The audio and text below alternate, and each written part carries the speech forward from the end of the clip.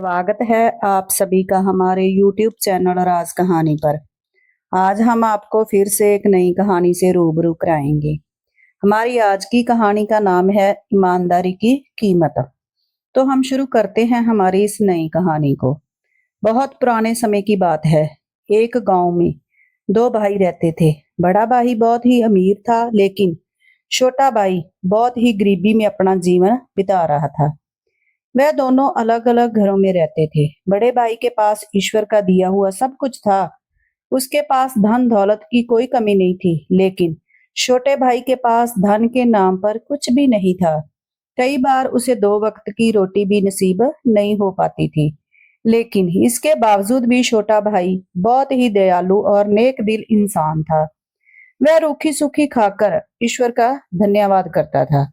अमीर लोगों की तरह उसके दिल में कोई बड़ी बड़ी इच्छाएं नहीं थी, परंतु ईश्वर ने उसे मन की वह शांति दी थी जो बड़े बड़े अमीरों के पास नहीं थी। बड़े भाई का नाम बलबीर और छोटे भाई का नाम प्रीतम था। छोटा भाई प्रीतम नेक दिल होने के साथ साथ अपने घर में आए हुए किसी भी अतिथि का बहुत ही आदर सत्कार करता था। उसके घर में जो भी मेहमान आता था तो वह अपनी हैसियत के मुताबिक उसकी आवभगत करता था। जबकि इसके विपरीत बड़ा भाई बलबीर अमीर होने के बावजूद भी बहुत ही कंजूस था। अगर उसके घर में कोई मेहमान आ जाता तो उसके चेहरे का रंग उड़ जाता था। अपने किसी भी गरीब रिश्तेदार का घर में आना उसे बिल्कुल भी पसंद नहीं था, क्योंकि उसे लगता था कि लोग उससे मिलने के लिए नहीं, बल्कि उसकी दौलत की वजह से उसके घर आते हैं। उसे अपने धनवान होने पर बहुत ही घमंड था और वह गरीब लोगों को कुछ भी नहीं समझता था।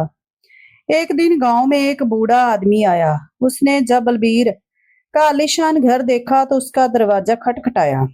दरवाजा खटखटाना की आवाज सुनकर बलबीर बाहर आया तो वह बूढ़ा आदमी बलबीर से कहने लगा, बेटा, क्या एक दिन के लिए तुम मुझे अपने घर में आसरा दे सकते हो? मैं बहुत ही थका हुआ हूँ और मुझे बहुत जोर की भूख भी लगी है। बलबीर ने उस बूढ़े आदमी की बात सुनी तो उसे कहने लगा, अरे बाबा, क्या तुम्हें यह महल जैसा घर कोई सराय लगती है? मेरे घर में तुम जैसे भिखारी के लिए कोई जगह नहीं है। तुम ऐसा करो, वह सामने जो एक टूटा फूटा सा घर नजर आ रहा है उसमें प्रीतम नाम का एक आदमी रहता है। वह तुम्हें अपने घर में जरूर आसरा दे देगा। यह सुनकर उस बूढ़े आदमी को इस बात का एहसास हो गया कि बलबीर एक बहुत ही कंजूस आदमी है। इसलिए वह उसके दरवाजे से चला गया और सीधा प्रीतम के घर के दरवाजे पर जाकर उसने दस्तक दे दी। प्रीतम मुस्कुराया हुआ बाहर आया। प्रीतम ने उस बूढ़े आदमी से कहा, कहिए बाबा जी, कैसे आना हुआ? बूढ़े आदमी ने जवाब दिया, बेटा, मैं बहुत ही थका हुआ हूँ। इससे पहले कि वह बूढ़ा आदमी अगली कोई बात करता, प्रीतम ने उस बूढ़े आदमी से कहा, बाबा, पहले आप अंदर आ जाइए, बाकी की बातें हम अंदर बैठकर कर लेंगे। प्रीतम ने बूढ़े आदमी को अंदर ले जाकर बिठाया और सबसे पहले उसे पानी पिलाया। पानी पीने के बाद वह बूढ़ा आदमी कहने लगा, बेटा, मैं इस गांव में एक बहुत ही जरूरी काम से आया हूँ। बेटा, मुझे रात बिताने के लिए एक आसरा चाहिए। कल सुबह मैं चला जाऊंगा। बूढ़े आदमी की बात सुनकर प्रीतम कहने लगा, बाबा जी, आप इसे अपना ही घर समझिए। आप यहाँ पर जितनी देर रहना चाहे रह सकते हैं। यह सुनकर वह बूढ़ा आदमी बहुत ही खुश हुआ। रात होने पर प्रीतम ने उस बूढ़े आदमी के सामने भोजन परोसा। भोजन में सिर्फ रोटी, नमक और पानी ही था। यह देखकर वह बूढ़ा बाबा समझ गया कि प्रीतम की हालात बिल्कुल भी अच्छे नहीं है, लेकिन इसका दिल बहुत ही बड़ा है। बूढ़े बाबा ने वह नमक रोटी बहुत ही खुश होकर खाई। खाना खाने के बाद वह प्रीतम से कहने लगा, बेटा, मैं जिस काम के लिए यहाँ आया हूँ, मैं चाहता हूँ कि तुम्हें भी उसमें शामिल कर लूं, ताकि तुम्हारे हालात भी थोड़े बदल जाएं। प्रीतम यह सुनकर कहने लगा, बाबा, मैं आपकी बात को ठीक से समझा नहीं। आप मुझे किस काम में शामिल करना चाहते हैं? तब उस बूढ़े आदमी ने धीमी आवाज में कहा, बेटा, आज से 50 साल पहले मैं इसी गांव में रहता था। उन दिनों मेरे पास धन दौलत की कोई कमी नहीं थी। मेरे पास बहुत सारे सोने के सिक्के और कीमती सामान था। मेरा एक भरा पूरा परिवार भी था, जिसमें मेरी पत्नी और 2 बच्चे भी थे। एक दिन जब मेरी पत्नी और बच्चे नाव में बैठकर दूसरे गांव जा रहे थे, तो नाव के पलट जाने के कारण उनकी मौत हो गई। क्योंकि मैं उनके साथ नहीं था, इसलिए मैं बच गया। अपने पूरे परिवार के खत्म हो जाने पर मुझे बहुत ही दुख हुआ। मैं कई दिनों तक अपने घर से बाहर नहीं निकला। मैं बाहर की दुनिया से अपना नाता तोड़ चुका था और मैंने ये फैसला किया कि अब मुझे अपना बाकी का जीवन ईश्वर की भक्ति में लगाना चाहिए। यह फैसला करके मैंने तीर्थ यात्रा पर निकलने का विचार बनाया। मेरी तीर्थ यात्रा काफी लंबी होने वाली थी, इसलिए मैंने अपनी सारी धन दौलत को किसी सुरक्षित जगह पर छुपा जाने का फैसला किया। और तब मैंने अपने सारे खजाने को इकट्ठा किया और उसे पास के ही जंगल में छुपा दिया। लेकिन एक सोने की ईंट मैंने अपने पास ही रख ली, ताकि उसे बेचकर मैं कुछ रकम हासिल कर सकूं और अपनी तीर्थ यात्रा पर जा सकूं। मैं अपनी यात्रा पर निकल पड़ा। एक दूसरे शहर में जाकर जब मुझे कुछ पैसों की जरूरत पड़ी, तो मैंने वह सोने की ईंट उस शहर के एक सुनार को बेचने का फैसला किया। जब मैं वह ईंट लेकर सुनार के पास गया और मैंने वह सोने की ईंट उस सुनार को दिखाई, तो उस सुनार के मन में लालच आ गया और उसने उस ईंट की कीमत देने की बजाय मुझ पर चोरी का झूठा इल्जाम लगा दिया और मुझे फंसा दिया। वहां के कोतवाल ने मेरी एक ना सुनी और मुझे चोरी के जुर्म में कारागार में डाल दिया गया।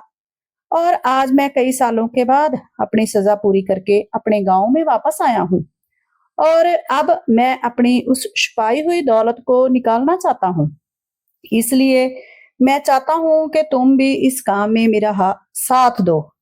अगर तुम मेरा साथ दोगे, तो मैं उस खजाने का आधा हिस्सा तुम्हें दे दूंगा। प्रीतम उन बूढ़े बाबा की बात सुनकर बहुत ही खुश हुआ और उनकी सहायता करने के लिए वह तैयार हो गया। बूढ़े बाबा ने उस घर में रात गुजारी और सुबह सूरज उगने से पहले ही वह दोनों लोगों की नजरों से बचते बचाते जंगल में पहुंचे। जंगल के अंदर पहुंचकर उस बूढ़े आदमी ने एक नक्शा निकाला और फिर जंगल के रास्तों को देखने लगा। जो जो निशानियां उसने नक्शे में लगाई थी, उसके हिसाब से वह जंगल में चलने लगा। कुछ ही देर में वह एक बड़े से बरगद के पेड़ के नीचे पहुंच गए। वहां पहुंचकर बूढ़ा बाबा प्रीतम से कहने लगा कि यह वही पेड़ है जिसके नीचे मैंने खजाने को छुपाया था। तुम इस जगह को खोदना शुरू करो। प्रीतम ने खुदाई के लिए कुदाल निकाला और उस जगह को खोदने लगा। कुछ देर तक खुदाई करने के बाद उसे वहां एक संदूक नजर आया। उसने कुदाल एक तरफ रखा और संदूक निकालकर बूढ़े बाबा के सामने रख दिया और फिर वह दोनों उस संदूक को लेकर अपने घर वापस आ गए। घर पहुंचकर जब उन्होंने वह संदूक खोला, तो उसके अंदर सोने की ईंटें और सोने की मोहरें भरी हुई थी, जिसे देखकर प्रीतम हैरान रह गया। बाबा ने उसमें से आधा सोना निकालकर प्रीतम को दे दिया और बाकी का आधा सोना संदूक में ही पड़ा रहने दिया। बूढ़े बाबा प्रीतम से कहने लगे, बेटा, इस सोने को बड़ी सावधानी से इस्तेमाल करना। कहीं ऐसा ना हो कि तुम भी मेरी तरह से किसी मुसीबत में फंस जाओ, क्योंकि मेरे पास तो सिर्फ एक ही सोने की ईंट थी, जिसे देखकर सुनार के मन में लालच आ गया था और उसने मुझे फंसा दिया था। जबकि तुम्हारे पास तो इस वक्त बहुत सारा खजाना है, इसलिए तुम लोगों से बचकर रहना। प्रीतम को सारी बात समझाने के बाद बूढ़े बाबा ने अपना संदूक एक बड़े से कपड़े के झोले में डाला और फिर कहने लगे, यह खजाना अब मेरे किसी काम का नहीं है। मैं यह सारा खजाना गरीबों में बांट दूंगा। इसके अलावा जंगल में एक जगह और भी है, जहां पर मेरा बाकी का खजाना गड़ा हुआ है। यह बात प्रीतम की पत्नी भी सुन रही थी। प्रीतम ने बूढ़े बाबा को गांव के बाहर तक छोड़ा और फिर जब वह अपने घर में वापस आया, तो उसकी पत्नी फौरन उसके पास आई और खजाने को देखकर बहुत खुश हो गई। वह कहने लगी कि इस खजाने को बेचकर हम बहुत अमीर हो जाएंगे और फिर अपनी सभी इच्छा पूरी करेंगे। इसके बाद प्रीतम ने थोड़ा थोड़ा करके उस खजाने को बेचना शुरू कर दिया। देखते ही देखते प्रीतम के हालात बदलने लगे थे। उसने सबसे पहले अपने पुराने मकान की जगह एक बड़ा सा मकान बनवाया। अब उसके घर में सुख सुविधा के सभी सामान मौजूद थे, लेकिन इतना अमीर हो जाने के बावजूद भी उसके मन में बिल्कुल भी घमंड नहीं आया था। उसके घर में जो भी मेहमान आता है पहले से ज्यादा बढ़ चढ़कर उनकी आवभगत करता। अपने दरवाजे पर आने वाले गरीब और दीन दुखियों की वह धन देकर सहायता करता। अब तो गांव के लोग उसकी पहले से भी ज्यादा इज्जत करने लगे थे। उसके अमीर होने की खबर जब उसके बड़े भाई बलबीर को मिली तो वह अपनी पत्नी को साथ लेकर छोटे भाई प्रीतम के घर पहुंच गया और बड़ी हैरानी से देखने लगा कि उसका छोटा भाई जो पहले इतना गरीब था आज इतना अमीर कैसे हो गया। लेकिन प्रीतम ने भी इस बारे में कुछ उसे नहीं बताया और बस इतना ही कहा कि यह सब तो भगवान की कृपा है। प्रीतम और बलबीर की पत्नियों एक दूसरे से बहुत जलती थी और फिर बलबीर की पत्नी प्रीतम की पत्नी से जलकर कहने लगी कि तुम लोग जितना भी अमीर हो जाओ लेकिन हमारी बराबरी कभी नहीं कर पाओगे। यह सुनकर प्रीतम की पत्नी को गुस्सा आ गया और उसके मुंह से यह बात निकल गई कि हमारे पास तो अभी और भी खजाना है जिसे जंगल से निकालकर हम तुमसे भी ज्यादा अमीर हो जाएंगे। बलबीर की पत्नी जो कि बहुत ही चालाक थी घर जाकर वह अपने पति बलबीर से कहने लगी कि तुम्हारा भाई जंगल से कोई खजाना निकाल कर लाया है जिससे वह इतना अमीर हुआ है। उसकी पत्नी मुझे बता रही थी कि जंगल में अभी और भी खजाना है जिसे निकाल कर वह हमसे भी ज्यादा अमीर हो जाएंगे। मैं नहीं चाहती कि इस गांव में कोई हमसे भी ज्यादा अमीर हो। आप किसी भी तरीके से जंगल में दबे हुए उस खजाने को ढूंढने की कोशिश कीजिए ताकि मैं आपके भाई प्रीतम की पत्नी को मुंह तोड़ जवाब दे सकूं। बलबीर अपनी पत्नी की बात सुनकर हैरान रह गया और बोला, लेकिन जंगल से खजाना ढूंढना इतना आसान काम नहीं है। मुझे तो लगता है कि वह बूढ़े बाबा जिसे हमने घर से निकाला था अवश्य उसी ने ही प्रीतम को उस खजाने के भेद के बारे में बताया होगा, क्योंकि वह बूढ़ा आदमी इससे पहले कभी भी हमारे गांव में नजर नहीं आया था और उसके जाने से बाद ही प्रीतम इतना धनवान हुआ है। असल बात तो यह थी कि बलबीर भी नहीं चाहता था कि उसका भाई उससे भी ज्यादा धनवान हो जाए और तब उसने खजाने की तलाश करने का फैसला किया। जब कि वह खजाना तो उसका था ही नहीं, उसे इस बात की कोई भी परवाह नहीं थी कि किसी दूसरे के खजाने को निकालना चोरी का काम है। उसके दिमाग में तो सिर्फ खजाने का ही भूत सवार था। अब तो वह हर समय अपने भाई प्रीतम की निगरानी करने लगा। कुछ दिनों के बाद वह बूढ़ा बाबा फिर एक बार उस गांव में वापस आया तो बलबीर ने उसे गली में से गुजरते हुए देख लिया। अब तो बलबीर उस बूढ़े आदमी की हर हरकत पर नजर रखने लगा था। वह बूढ़ा आदमी सीधा प्रीतम के दरवाजे पर गया। जब उसने प्रीतम का इतना बड़ा घर देखा तो बहुत ही खुश हुआ। बूढ़े आदमी ने प्रीतम के दरवाजे पर दस्तक दी। प्रीतम जब बाहर आया तो बूढ़े बाबा को देखकर उसके चेहरे पर मुस्कान आ गई। प्रीतम ने बूढ़े बाबा को अंदर आने के लिए कहा, लेकिन बूढ़े बाबा ने कहा, बेटा मैं एक बहुत ही जरूरी काम से यहाँ पर आया हूँ, तुम कुछ देर के लिए मेरे साथ चलो, मुझे तुमसे एक बहुत ही जरूरी बात करनी है। प्रीतम और वह बूढ़ा आदमी दोनों जंगल की तरफ चलने लगे। बलबीर उनका पीछा कर रहा था। वह बूढ़ा आदमी प्रीतम से कहने लगा, बेटा हो सकता है कि कुछ दिन तक अब मैं इस गांव में ना आ सकूं, इसलिए मैं तुम्हें उस दूसरे खजाने का भेद बताकर जा रहा हूँ जो इसी जंगल में एक दूसरी जगह पर दबा हुआ है। मेरे जाने के बाद तुम वह खजाना निकाल लेना और उसे अपने पास सुरक्षित रख लेना। समय आने पर मैं वह खुद खजाना तुमसे ले लूंगा। और फिर बूढ़े बाबा ने प्रीतम को वह खजाने वाली जगह दिखा दी। बलबीर जो कि उनका पीछा कर रहा था वह भी यह सब कुछ देख रहा था। उसने भी वह सारा रास्ता अपने दिमाग में याद कर लिया जहां पर खजाना दबा हुआ था और फिर खुशी खुशी वह अपने घर वापस आ गया। घर पहुंचकर उसने अपनी पत्नी से कहा कि मुझे खजाने का सारा भेद मालूम हो गया है, अब बहुत ही जल्दी मैं खजाने को वहां से निकाल लूंगा। यह सुनकर बलबीर की पत्नी बहुत ही खुश हुई और बड़े घमंड से कहने लगी कि अब इस गांव में हमसे ज्यादा अमीर कोई नहीं हो सकता। घमंडी होने के साथ साथ वह औरत बहुत ही मूर्ख भी थी। इस घमंड में वह सीधा प्रीतम के घर गई और प्रीतम की पत्नी से कहने लगी कि इस गांव में सबसे ज्यादा अमीर तो हम ही रहेंगे, क्योंकि मेरे पति को भी जंगल में मौजूद एक खजाना मिल गया है जिसे निकालकर हम लोग एक बार फिर से तुम लोगों से आगे निकल जाएंगे। इतना कहकर वे अपने घर वापस चले गए। शाम के समय जब प्रीतम अपने घर वापस आया तो उसकी पत्नी कहने लगी कि तुम्हारे बड़े भाई की पत्नी आई थी और वह कह रही थी कि तुम्हारे भाई को भी जंगल में किसी खजाने की जगह के बारे में मालूम हो चुका है और वह भी जंगल से खजाना निकाल कर हमसे ज्यादा अमीर हो जाएंगे। तब प्रीतम ने कहा, लेकिन उन्हें जंगल में खजाना होने के बारे में कैसे पता चला? तब प्रीतम की पत्नी को अपनी बेवकूफी पर बड़ी ही शर्मिंदगी महसूस हुई और वह प्रीतम से कहने लगी कि पिछली बार जब तुम्हारे भाई और भाभी हमारे घर आए थे तो आपकी भाभी ने मुझे नीचा दिखाने की कोशिश की थी। तब मैंने गुस्से में आकर ये कह दिया था कि हमारे पास तो और भी खजाना है। यह सुनकर प्रीतम कहने लगा, अरे बेवकूफ औरत, मैंने तुम्हें पहले ही समझाया था कि तुम सिर्फ आम खाओ पेड़ मत गिनो, मतलब तुम खजाने के बारे में किसी से कोई बात मत करना। मुझे लगता है कि मेरे भाई ने मुझे उन बूढ़े बाबा के साथ जंगल में जाते हुए देख लिया होगा। इससे पहले कि मेरा भाई उस खजाने को वहां से निकाले, मुझे आज रात को ही वह खजाना वहां से निकालकर किसी सुरक्षित जगह पर पहुंचाना होगा। अब तुम इस बात को किसी और से मत कहना। और फिर प्रीतम उसी रात को जंगल में से खजाना निकालकर उसे अपने घर में ले आया और बिल्कुल सुरक्षित अपने घर में छुपा दिया।